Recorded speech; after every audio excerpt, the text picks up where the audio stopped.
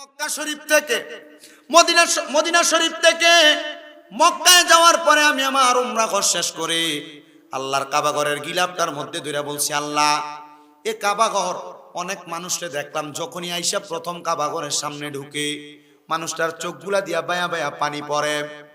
আমার সাথে কয়েকজন সৌদি আরব প্রবাসী, কেউ রিয়াদ থেকে, কেউ দাম্মাম থেকে আসছেন, আইসা আমার সাথে হজ করছে। এরা বলছে, হুজুর আপনি যখন হজে আসবেন আপনার সঙ্গে আমরা উমরা করব। এরা আমার সাথে একই সাথে যখন হজ করার জন্য মক্কার দিকে ঢুকে আমি ডাইনে এবং বামে তাকাইলাম, আমার সাথে তিনজন ব্যক্তি, তারা তিনজনের চোখ দিয়া পানি পড়ে, কিন্তু আমার সাথে কথা বলতেছে।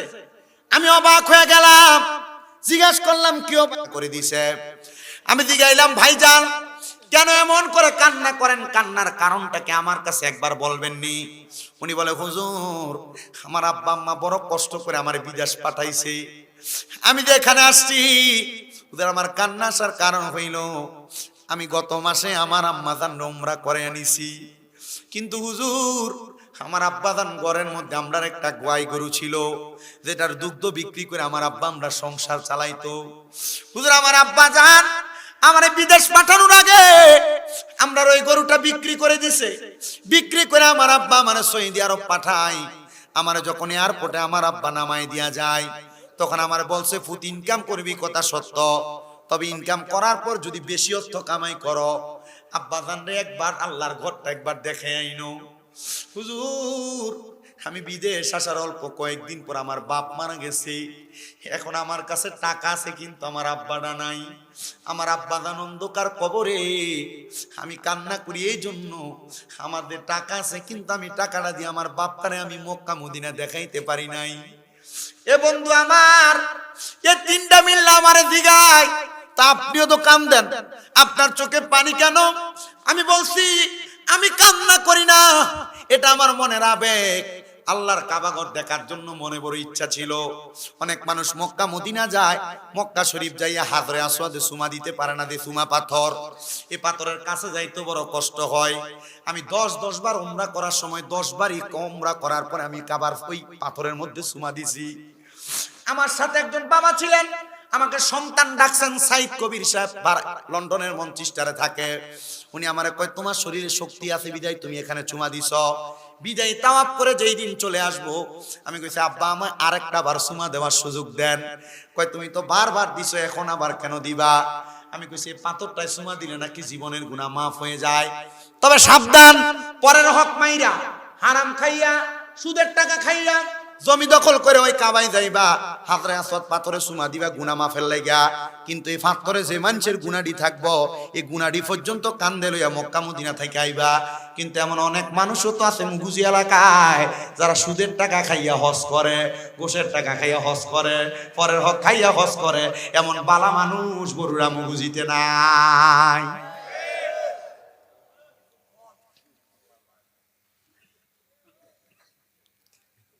দোয়া করে লেছিল আমার লাগে একজনে, কষ্ট হইতেছে আপনারা? আর তাবারুকও চললেছে।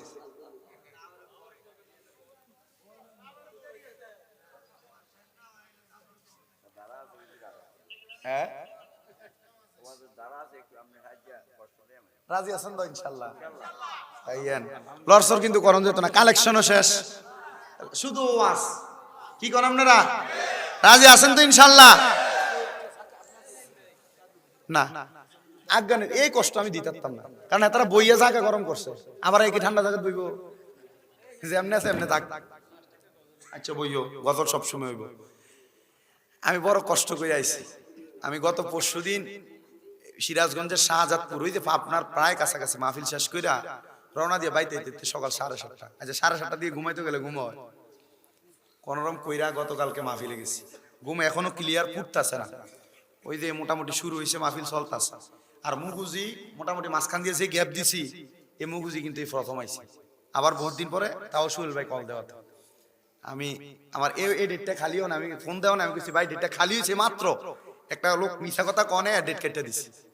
আমি জীবন মানুষের মাহফিল মিস করি না, কিন্তু মিশা কথা আর যদি কথা উগ্র হয় তাহলে আর হেতার লগে আমার সম্পর্ক নেই। পরে কইছি এই ডেটটা আপনি নেবেন, হুজুর আমরা একটু বইয়া জানাইতেছি, পরে জানাই মাহফিলটা কনফার্ম করছি। তা আমি আস্তে আস্তে কথা বইলা চেষ্টা করবো আপনাদের মনোরঞ্জন বলেন, কান সুখ বলেন, আর ওয়াজ হেদায়েত বলেন, সব দিক টাচ করার জন্য।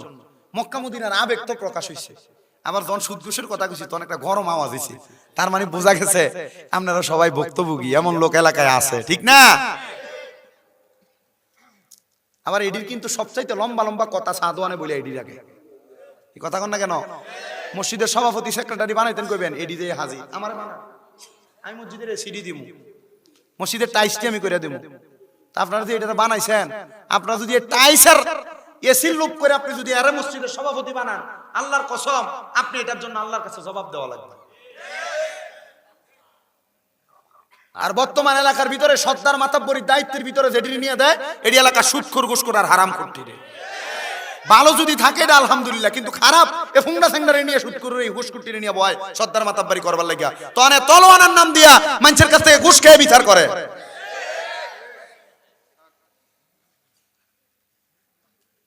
বুঝলা গেছে? ইন্না বাতুশা রাব্বিকা লাশাদীদ, নিশ্চয় আল্লাহর ধরা শক্ত ধরা, এমন ফিটা ফিটবো কাঁচা বাঁশের গোড়া দিয়ে বেরিয়ে কবরে গেলে। আযাবুন শাদীদ, যন্ত্রণাদায়ক শাস্তি। কি শাস্তি দিব এই হারামখোর গুলারে? কবরে গেলে এটার খাবার হইল তিনাতুল খাবাল। তিনাতুল খাবাল রাসূল সাল্লাল্লাহু আলাইহি ওয়াসাল্লাম বর্ণনা দিচ্ছেন তিনাতুল খাবাল।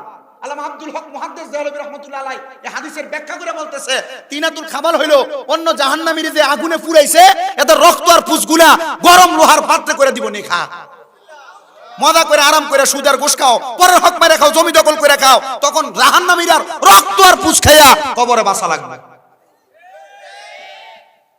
আর এখন আর ছাঁচা সুদ খায় না, এখন সুদ ঘুরে গেছে গা, এখন বাড়ির ছাঁচিরি দিয়ে সুদের ব্যবসা চালায়। এই কথা কোন না গিয়ে ঠিক আছে নি? এবারে কোনো কাজ কাম নাই, দোকানে বসে থাকে, কিন্তু আপনি চলেন কেমনে? ওই চলি কোন রকম বলাই দেয়। এবার কাছে জিঙ্গা কি তো আমনে দি কামাই রুজি নাই, চলেন কেমনে? এরে এই জানকো ও আজকে শুরু হয়েছে নি, যা বিরিয়ানির সময় আইও না। আর আইব ফসল পাইখানা চাপ আছে না ওই আর কি। এখন আর সুদ আর নিজে খায় না, খাবাই কারে দিয়া? বড়ি দিয়া। কাকা সামনে একটা লাখ ম্যানেজ করে দেওয়া জানি। আরে আমার কাছে তো নাই, তো শাশির কাছে চা, তার বইনে তারে করা টিয়া দিছিল সাইলা দেওয়ানের লাগে। এই কথা বল না কেন? যারা এর আশেপাশে মিলিত এরাই শুধু জানে এই বিষয়টা। এই কথা কন না কা? আর এনে ঠিক জোরে কয় না, কারণ এনে ঠিক কইলে ভাই গেল না জিঙ্গেব, তুমি তো ঠিক কই আইছো, আমি বাবু এই আর হারাম খাইতাম পারতাম না। কথা কন না কেন? আপনি আল্লাহর কসম মা বোন যারা পর্দার টাকা দিয়ে টাকা বাড়ানোর চিন্তা করছেন, আমার এখন আবার সুদের ব্যবসা ঘুরে গেছে। এখন আর সুদ আর এলাকাত নাই, এটা ব্যাংকে যে গেছে, এখন এটা সুদ নাই, এটার নাম হচ্ছে এফডিআর। কি আর এককালীন করাটিয়া রাখিয়া দিছে।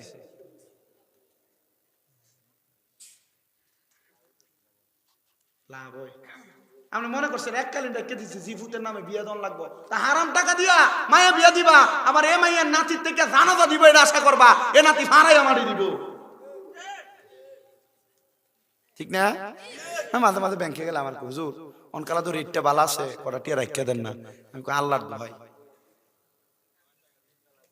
হ্যাঁ 11% 9% আমার কয় অফার দেয়। আমি মাঝে মাঝে মাদ্রাসার টাকা রাখতে যাই, কারণ আমাদের মাদ্রাসার টাকাগুলো তো রাখা লাগে, রাইকেও চাউল কিনার সময় যখন খরচাদি করা লাগে তখন তুইলা না লাগে। হুজুর টাকাগুলা এই মোটামুটি রাখলে আমি একদিন আমার এক পোস্টার রেজি গেছি, মাওলানা আব্দুল মান্নান হুজুর, হুজুর ব্যাংকে যে টাকা রাখে আপনি সেভিংস অ্যাকাউন্ট করলে আপনার অ্যাকাউন্টে অটোমেটিকলি কিছু টাকা অ্যাড হয়ে যায়, বছর শেষে অটোমেটিকলি অ্যাড হয়ে যায়। বললাম হুজুর এই টাকাগুলা যে অ্যাড হয় এটা কি তা কইরা? কইছে যে টাকাটা অ্যাড হয় এই টাকাটা তুলবা, তুললা কারো দানের নিয়তে সাওয়াবের নিয়তে না, কোনো গরিব দুঃখী থাকলে তারা দিয়ে দিবা, কি কারণে দিছো এটা তারা আর বলবা।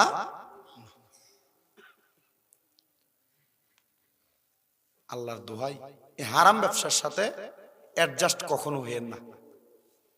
যদি পারেন একবারে মানুষের বাড়িতে মুনি দিয়া খাইবেন, 1 টাকাতে শান্তি পাইবেন। আর নচেত দেখেন অনেক পয়সাওয়ালা টাকা বানাইছে, তার পয়সাতে কোনো দিক না কোনো দিক থেকে হারাম অ্যাড হওয়ার কারণে এ ডাক্তারের কাছে লাখ লাখ টাকা দিয়ে দেয়, লাখ লাখ টাকা দিয়ে দিতেছে। এভাবে না ওইভাবে তার বিভিন্ন টাকা খরচ হয়ে যাইতেছে। আমি সেই জায়গা থেকে এখানে ওয়াজে আসি নাই, আমি আসছি মক্কা মদিনা যাবেন আবেগ নিয়া, কিন্তু পরের হক মাইরা যাইয়েন না। তবে হাজরে আসওয়াদ পাথরে যখন চুমা দিবেন, ওই পাথরে আপনি চুমা দিয়া গুনাহ মাফ করানোর বদলতে দেখবেন আপনার ওই পাথরের সব গুনাহ আপনার কান্দে আইসা পড়বে। এজন্য আগে পরের হক দিয়া যাবেন। যারা কয়েক ভাই আছেন, বোন বিয়া দিছেন, মা বাবার সম্পত্তি থেকে বোনকে আপনারা হক বুঝাইয়া দেন নাই, বোনের হক বুঝাইয়া দিয়ে হজে যাবেন।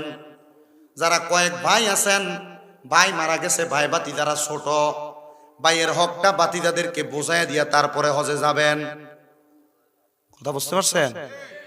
নচেত নামাজ পড়তে পারবেন, সেজদা দিতে পারবেন, আল্লাহর কাছে কবুল হবে না। অনেকে আছে বইনে জায়গা পাইব মনে করেন 10 ঘন্টা, 1-1.5 লাখ টাকা এককালীন দিয়া বইন্ডার থেকে একটা মাফ লইয়ালায়, আসেনি? সাবধান, এই হকের ফিডা কবরে। প্রত্যেক 1 সুতা পরিমাণ জায়গা যদি আপনি নেন, 1 ইঞ্চি পরিমাণ, এই জমির 7 স্তবক জমি আপনার গলায় ঝুলিয়ে দেওয়া হবে।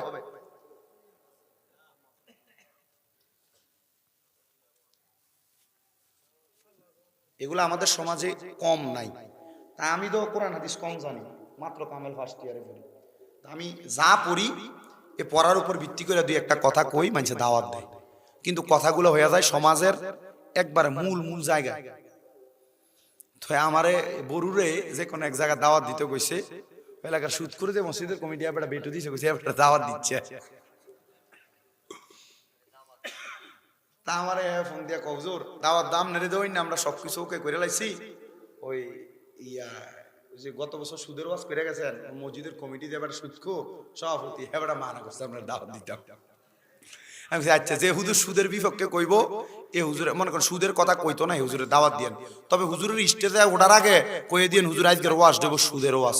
কারণ যদি আপনি সুদকুরের কথা শুনে আমার দাওয়াত না দিয়া অন্য হুজুর দাওয়াত দিয়ে আনবেন, সুদের ওয়াজ করতো না, তখন কিন্তু এইটার লাগে আমনও কিন্তু হাসন লাগবো।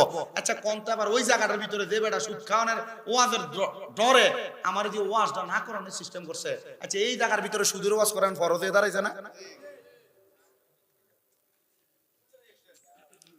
দেলোয়ার হুজুর এত সুন্দর ওয়াজ করলো, আমরা কই আছিলেন? আলহামদুলিল্লাহ জানাজাত ছিলেন। হ্যাঁ, আমি খবর লইছি পাশে একটা জানাজা ছিল, একটা লোক মারা গেছে। আলহামদুলিল্লাহ। তো যেই কথায় ছিলাম, প্রশ্ন করছিলাম মক্কা মদিনা যাইতে চান কিনা। ওই মক্কা মদিনা যাইয়া যে আরাম আমি পাই আসছি, আমি চাই আপনারা সবাই আরাম অনুভব করেন। বলে হুজুর কেন? অনেক পাকিস্তানিরা মদিনায় যাইয়া তারা রুম নেয় না, মদিনা শরীফের সামনে পিলারের নিচে শুয়ে থাকে। কারণ কি? এরা জানে মক্কা মদিনার মধ্যে নামাজ পড়লে মক্কায় 1 লক্ষ রাকাতের সওয়াব, মদিনায় 50,000 রাকাতের সওয়াব। আবার বরকতের বেলায় মদিনার মধ্যে আল্লাহ তাআলা ডাবল বরকত দিছে, এটা নবীর হাদিস। সুবহানাল্লাহ পড়েন। ও মুসলমান, ও নবীর উম্মতের দলেরা, কেন মক্কায় যাবেন, কেন মদিনায় যাবেন? লাখ লাখ টাকার সম্পদ আপনি বানায়া রাখছেন, আপনি আপনার স্ত্রীরে বড়ির উপরে বড়ি স্বর্ণ বানায়া দিয়া রাখছেন, আপনার সম্পদ আপনি আপনার সন্তানকে দিয়া যাবেন। এই সন্তান এই সম্পদকে ভালোভাবে ব্যবহার করবে না। আপনি আপনার সম্পদের একটা কন্যার দিয়ে একটু বিক্রি কইরা হইলো মক্কায় যান, মদিনায় যান। আপনার স্ত্রী যারা পর্দার অন্তরালে মা বোনেরা শুনতেছেন, আমি আমার মা বোনদের কাছে বলবো, 10-5 ভরি স্বর্ণ দিয়া কোনো লাভ হবে না। যদি 2 ভরি স্বর্ণ থাকে, বর্তমান স্বর্ণের বাজারে 1,47,000 টাকা ভরি স্বর্ণের, 1 ভরি স্বর্ণ বিক্রি করো মাত্র 1,25,000-30,000 টাকা হলে মক্কা মদিনা উমরা হজে যাওয়া যায়। 1 ভরি স্বর্ণ বেচা জামাইর হাতে টাকাটা দিয়া আমারে আপনি মক্কা মদিনা পাঠান। এত মজা বাংলাদেশের কথা মনে থাকবে না। অনেক মানুষ তো বিছানায় মাথা লাগে কান্দে, হায় রে জীবনের টাকা কামাই করলাম, পয়সা কামাই করলাম, মক্কা মদিনা এখনো যাইতে পারি নাই। ও বাবারা, আমার সাথে একটু বিনয়া পড়বেন। হয়তো বা আপনি মক্কা মদিনা যাওয়ার টাকা পয়সা নাই, দেখবেন আপনি ঘুমের ঘুমের ঘরে স্বপনে ওই মক্কা মদিনাওয়ালার দেখা ফালাইছেন। মুহাব্বতে আমার সাথে যারা যারা মক্কা মদিনা যাইতে চান জোরে জোরে পড়েন, দয়াল আল্লাহ দয়া করেন, দয়া মারহাবা রেন নসিবি করেন মদিনা, লা ইলাহা ইল্লাল্লাহ,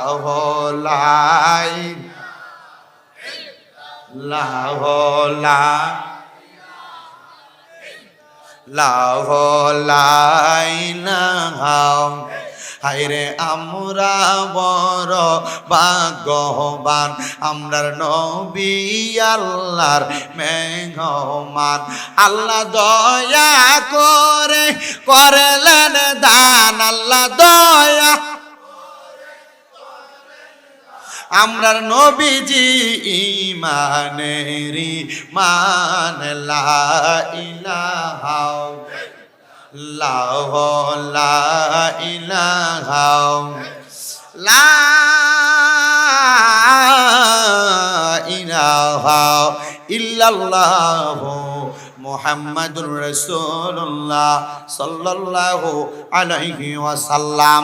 আমার মুসলমান ও নবীর উম্মতের দলেরা, এখানে যারা যারা বসলেন, এই ফুরকানিয়া মাদ্রাসা মাঠের মাহফিলটা হয়তো আপনার জন্য আমার জন্য জীবনের শেষ মাহফিল। জীবনের শেষ মাহফিল মনে কইরা নিজের জীবনের গুনাহগুলা মাফ করানোর জন্য মুহাব্বতের আওয়াজে আমার আল্লাহ তাআলার একটু স্মরণ করবেন। বলে হুজুর কেন? কারণ আপনার জীবনে যত গুনাহ আপনি করছেন লুকিয়ে লুকিয়া, গোপনে গোপনে গুনাহ করছেন, আপনার গুনার খবর আপনার মা জানে না, আপনার বাবা জানে না, সন্তান সন্ততি বন্ধু বান্ধব কেউ জানে না। এবার আপনারা বলেন জানে একজন, তিনি কে? ওই আল্লাহর কাছে জীবনের গুনাহগুলা মাফ করানোর জন্য মুহাব্বতের আওয়াজে উচ্চ কণ্ঠে একটু আল্লাহ তাআলার ইসমে জাতের জিকির করবেন। ডাইনে বামে তাকাবেন না, নিজের কলবের দিকে খেয়াল করে আল্লাহ আল্লাহ শব্দটা মুহাব্বত নিয়ে পড়বেন, যেন আল্লাহ জীবনের গুনাহ মাফ করে দেয়। সবাই মুহাব্বতের আওয়াজে আল্লাহ তাআলার জিকির করেন, আল্লাহ আল্লাহ আল্লাহ আল্লাহ আল্লাহ আল্লাহ আল্লাহ আল্লাহ, দমে দমে জফর না আল্লাহ আল্লাহ, দমে দমে মাশাআল্লাহ,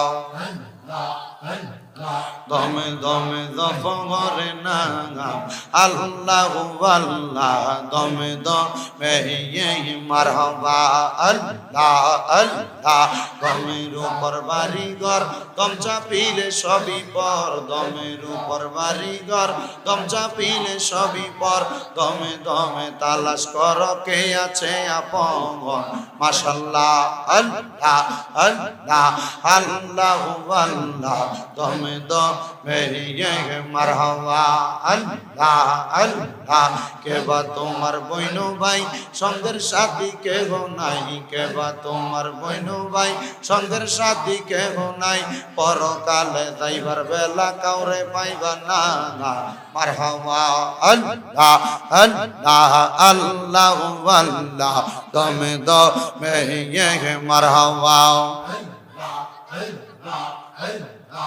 আমার জায়গা হবে নি আমার মোরা লাশের লাইগা, মসজিদের পাশে আমার কবর দিও কইরা, আমার জায়গা হবে নেই, মাশাআল্লাহ আল্লাহ।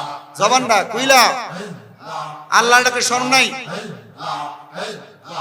আমার জায়গা হবে নি আমার মোরা লাশের লাইগা, মসজিদের পাশে আমার কবর দিও কইরা, আমার জায়গা হবে নেই, মাশাআল্লাহ আল্লাহ আল্লাহ। জগৎ বাসী রে আমি যেই দিন যাব মারা দুনিয়া চারিয়া, ভাই বন্ধু আত্মীয় স্বজন যাবে রে বলিয়া, কষ্ট হইলে 3.5 হাত মাটি দিয়ে দিও কইরাই আমার জায়গা হবে নেই মাশাআল্লাহ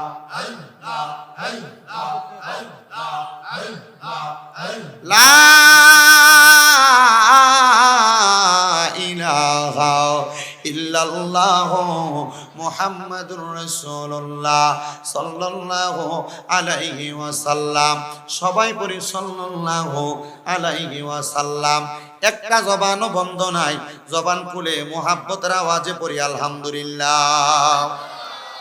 উপস্থিত আজকের মাহফিলের সম্মানিত সভাপতি হাজী মোহাম্মদ নুরুল হক সাহেব, মুগুজি মধ্যমপাড়া জামে মসজিদেরও সম্মানিত সভাপতি, প্রধান অতিথি কুমিল্লা মেডিকেল কলেজ হাসপাতালের সম্মানিত কনসালটেন্ট কার্ডিওলজি, সম্মানিত বিশেষ বক্তা হিসেবে মূল্যবান তকরির করেছেন ওস্তাদুল উলামা আলহাজ হযরত মাওলানা দেলওয়ার হোসেন আল কাদেরী সাহেব, বারাকাল্লাহু ফি হায়াতি, আল্লাহ যেন হুজুরের হায়াতে বরকত দান করে পড়েন আমিন। মূল্যবান তকরির করেছেন হযরত মাওলানা মোহাম্মদ জসিমউদ্দিন সাহেব, আপনাদের মুগুজি মধ্যপাড়া জামে মসজিদের খতিবে মুকাররম। আলোচনা করেছেন আপনাদের এলাকার কৃতি সন্তান হাফেজ রেদওয়ান আহমেদ সাহেব। আলোচনা করেছেন জলম চাঁদপুরিশা কেন্দ্রীয় জামে মসজিদের খতিব আমার ভাই হাফেজ গোলাম পাবেল রেজা আশিকি সাহেব। সম্মানিত বিশেষ অতিথি জনাব মোহাম্মদ আলী সাহেব, জনাব আবু সাইদ সাহেব, মোহাম্মদ আব্দুল সুবহান মাস্টার সাহেব, জনাব মোহাম্মদ সোহেল সাহেব, জনাব মোহাম্মদ ইউসুফ সর্দার সাহেব সহ সৌজন্যে Naim glass house and engineering workshop, ডাইনে বামের সামনে যারা আছেন সবাই মহান মনিবের প্রশংসা করে মুখের জড়তা ছেড়ে দিয়ে আল্লাহ তাআলাকে খুশি করার জন্য এক বাক্যে উচ্চ কণ্ঠে পড়ি আলহামদুলিল্লাহ। আমি আপনাদের কাছে আল্লাহ তাআলার কোরআনুল কারীম থেকে একটা আয়াত তেলাওয়াত করেছি। আল্লাহ বলেন, ওয়ালা তাকুনু কাল্লাযীনা নাসুল্লাহা ফাআনসাহুম আনফুসাহুম উলাইকা হুমুল ফাসিকুন। আল্লাহ তাআলার কোরআনুল কারীমের আয়াতের সরল অনুবাদ, আল্লাহ বলেন ওয়ালা তাকুনু, তোমরা তাদের মতো হয়ো না, কাল্লাযীনা যাহারা নাসুল্লাহা ফাআনসাহুম আনফুসাহুম, তারা নিজের কথা নিজেরাই ভুলে গেছে, উলাইকা হুমুল ফাসিকুন। এই কথাটার অনুবাদ সর্বশেষ বলবো। আল্লাহ যে বললেন তোমরা তাদের মতো হয়ো না যারা নিজের কথা নিজেরাই ভুলে গেছে, ও মুসলমান তারা কারা? তাদের পরিচয় তো আমাদের জানার দরকার আছে না? আমরা দুনিয়াতে চলাফেরা করতেছি, আমরা ওই মানুষদের পরিচয় একটু জানার দরকার। এ জানাইয়া দিচ্ছে আল্লাহ কোরআনুল কারীমের পরের আয়াতের মাধ্যমে। আল্লাহ বলেন, আপনারা সবাই মুহাব্বতে যদি আয়াতটা মনে থাকে বলবেন, আল্লাহ বলেন লা ইয়াস্তাওয়ি আসহাবুন নারি ওয়া আসহাবুল জান্নাহ। এতটুকু আল্লাহ তাআলা বলেন যারা দোজখবাসী যারা জান্নাতবাসী তারা একরকম নয়। আল্লাহ কেন কেন কেন আল্লাহ তাআলা ঘোষণা করে, বান্দা কেন শুনে নাও, আসহাবুল জান্নাতি হুমুল ফাইজুন, যারা জান্নাতি তারা হইল সফল কাম। এবার আমার আল্লাহ তাআলা জানায়া দেয়, ও জগতের বান্দার দল শুইনা রাখো, আমি তোমাদের কাছে জানায়া দেই কেন জান্নাতি আর জাহান্নামীর একরকম নয়। যারা দুনিয়াতে জান্নাতি, ওই জান্নাতি মানুষরা এমন কিছু কাজ করবে যেই কাজের মাধ্যমে তাদের জীবন পরিবর্তন হবে, এমন কিছু কাজ করবে যে কাজের মাধ্যমে তাদের দুনিয়া এবং আখিরাত দুইটাই সুন্দর হবে, সফল কাম হবে।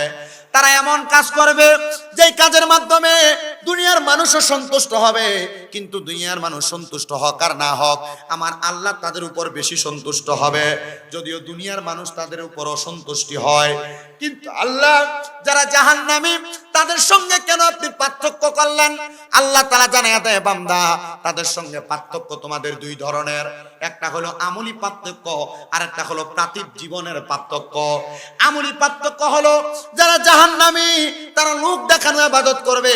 যারা জাহান্নামী তারা গুনার কাজটাকে বড় আনন্দের সাথে করবে। যারা জাহান্নামী তারা দুনিয়ার জমিনের মধ্যে ভালো কাজটাকে তারা অবহেলা করবে। তবে মনে রাখবা বান্দা, যদি তোমরা জান্নাতীদের অনুসরণ করো তাহলে দেখবা তারা দুনিয়ার হেয়ালি কাজগুলোকে একদিকে রাখা তারা আল্লাহ তাআলার ইবাদতের প্রতি বেশি মনোযোগী হয়ে যায়। এবার আসেন আল্লাহর নবীর একটা হাদিস শরীফ লক্ষ্য করেন। হযরত আবু হুরায়রা রাদিয়াল্লাহু তাআলা আনহু বলেন, ও দুনিয়ার মানুষের দলেরা, আমি নবীজির জবান মোবারকের মধ্যে বলতে শুনলাম, নবী আমার বলেছে, যদি তোমরা দুনিয়াতে জান্নাতি ব্যক্তি চিনতে চাও তাহলে ওই ব্যক্তিদের দিকে তাকাও যারা সব সময় নামাজের আযানের ওয়াক্ত যখন হয় তারা সূর্য দেখে দেখে সময়টাকে নির্ধারণ করে তারা নামাজের মধ্যে দাঁড়ায় যায়। আখির নবীর উম্মত হাসাইসুল কুবরার মধ্যে নবী হাদিস বর্ণনা করে বলে দিচ্ছেন, একই হাদিস হযরত হাসান রাদিয়াল্লাহু তাআলা আনহু বর্ণনা করে বলছেন, যদি দুনিয়ার জমিনের মধ্যে নামাজের ওয়াক্ত চিহ্নওয়ালা মানুষ দেখতে চাও তাহলে তাদের দিকে তাকাও, তারা নামাজের মধ্যে তাড়াহুড়া করে না, তারা নামাজের মধ্যে তাড়াহুড়া করে না, তারা নামাজের মধ্যে তাড়াহুড়া করে না। আমরা মসজিদে যাই, মুরগি যেমন ভাবে ঠুকুর দিয়ে আদার খায়, আমরা এমন তাড়াতাড়ি সাজদা দিয়ে রুকু দিয়ে চলে আসি, এমন নামাজি এলাকায় নাই। বড় খবরদার, আল্লাহর নবী জান্নাতীদের পরিচয় দিচ্ছে। এক নাম্বার, তাহলে তোমরা তাদের দিকে তাকাও যারা সূর্য দেখে নামাজের ওয়াক্ত নির্ধারণ করে নামাজ আদায় করে। আমরা কিন্তু নামাজের ওয়াক্তটা সূর্য দেখে কিন্তু নির্ধারণ হয়। এখন না আমরা একটা দরা বান্দা বানাইছি জোহরের জামাত 1:30টার দিকে, কিন্তু জোহরের জামাত বর্তমানে শুরু হয় 12:30-এর আগে। জোহরের ওয়াক্ত শুরু হয় কখন? 12:30-এর অনেক আগে, পরবর্তী প্রায় 12:06-এর পর থেকে শুরু হয় আর কি। কেন দেরি করে নামাজ আদায় করেন? কারণ কি বলে এটা হুজুর আমরা নিয়মে পরিণত করছি। না না না, নিয়ম পাল্টান। কি লাগে 1:30-তে জামাত হওয়া লাগবে, 1:15-তে জামাত হওয়া লাগবে।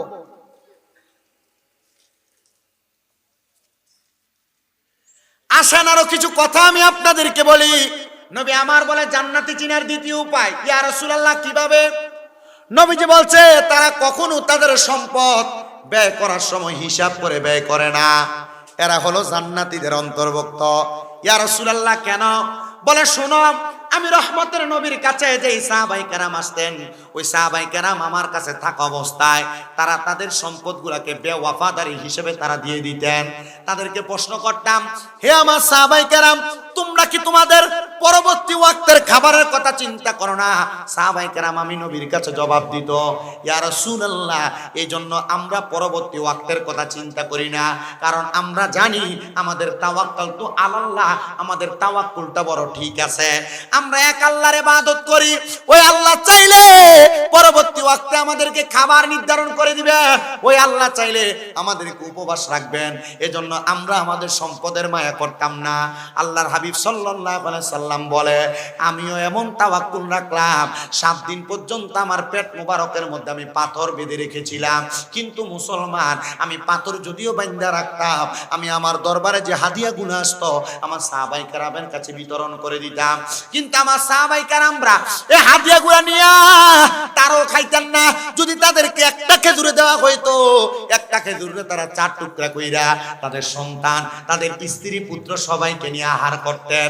ও মুসলমান, তাহলে জান্নাতি চিনার আরেকটা উপায় হইল, তারা কখনো সম্পদ আল্লাহর রাস্তায় হোক আর পরিবারের জন্য হোক ব্যয় করতে হিসাব করে ব্যয় করে না।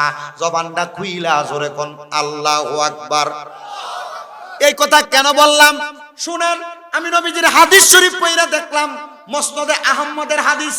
নবীজি বলছেন দুনিয়াতে এমন ব্যক্তি অনেক আছে যারা তারা ইনকাম করে, টাকা আছে, পয়সা আছে, চাইলেই ভালো পোশাক পরতে পারে কিন্তু পরে না, চাইলে ভালো খাইতে পারে কিন্তু খায় না। এমন কাস্টমার কালোক আছে না? এই কেটার